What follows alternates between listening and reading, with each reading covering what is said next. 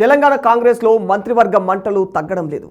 మంత్రి పదవి ఆశించి భంగపడ్డ నేతలు బహిరంగంగానే అసంతృప్తి వ్యక్తం చేస్తూ ఉన్నారు. తాజాగా ఆ పార్టీ జాతీయ అధ్యక్షుడు ఖర్గే ఏర్పాటు చేసినటువంటి సమావేశం నుంచి అర్ధాంతరంగా బయటకు వెళ్లిపోయారు.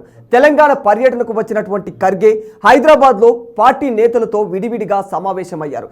అయితే ఎమ్మెల్యే ప్రేమ్ సాగర్ రావు సమావేశం నుంచి అర్ధాంతరంగా వెళ్లిపోయినట్లు తెలుస్తోంది.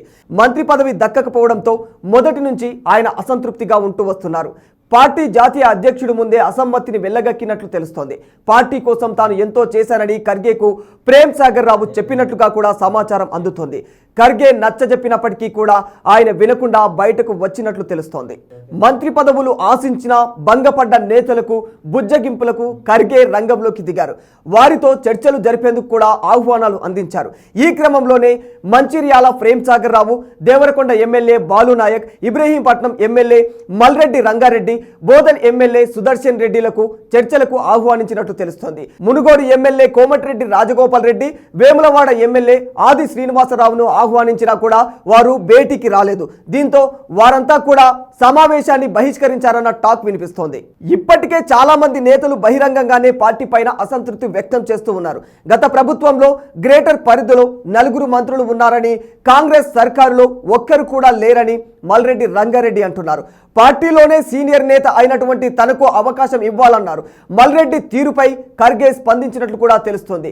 కొన్ని సమీకరణాల కారణంగా ఆయనకు సర్దుబాటు చేయలేకపోయామన్నారు ఖర్గే. సామాజిక సమీకరణే అడ్డంకి అయితే తాను ఎమ్మెల్యే పదవికి కూడా రాజీనామా చేస్తానని మల్రెడ్డి చెప్పినట్టు తెలుస్తోంది. ఏ సామాజిక వర్గం నేతకైతే పదవి ఇవ్వాలనుకుంటున్నారో ఆ నేతను అక్కడ నిలబెట్టండి, గెలిపించుకోవాలని కూడా చెప్పినట్లు తెలుస్తోంది. దేవరకొండ ఎమ్మెల్యే బాలు నాయక్ కూడా కీలక వ్యాఖ్యలు చేసినట్లు సమాచారం అందుతోంది. 80% మంది ఎస్టీలు కాంగ్రెస్ కు ఓటు వేసి అధికారంలోకి తీసుకువస్తే పార్టీలో తమకు సరైన న్యాయం జరగలేదని ఖర్గేతో అన్నట్లు తెలుస్తోంది. ఇందుకు కాంగ్రెస్ అధ్యక్షులు సానుకూలంగా స్పందించారని, త్వరలో సముచితమైన స్థానం కల్పిస్తామని చెప్పినట్లు సమాచారం అందుతోంది. ఇటు కొండ దంపతుల తీరుపైన కూడా ఖర్గే ఆగ్రహం వ్యక్తం చేస్తున్నట్లు తెలుస్తోంది.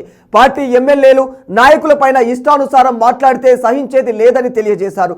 వరంగల్ కాంగ్రెస్ లో వర్గపోరు నడుస్తుండటంతో ఆయన ఈ వ్యాఖ్యలు చేసినట్లుగా కూడా సమాచారం అందుతోంది. ఏది ఏమైనా తెలంగాణ కాంగ్రెస్ లో పదవుల కోసం కొట్లాట నడుస్తోంది. మంత్రివర్గంలో మిగిలిపోయినటువంటి 3 స్థానాల కోసం నేతలంతా కూడా పోటీ పడుతున్నారు. తాజా ఖర్గే రంగంలోకి దిగడంతో నేతల అసంతృప్తి తగ్గే అవకాశం ఉందని ఆ పార్టీ నాయకులే చెబుతూ ఉన్నారు. మరి చూడాలి, మరి భవిష్యత్తులో కాంగ్రెస్ ఎలాంటి పరిణామాలు ఎదుర్కోగలుగుతుందో.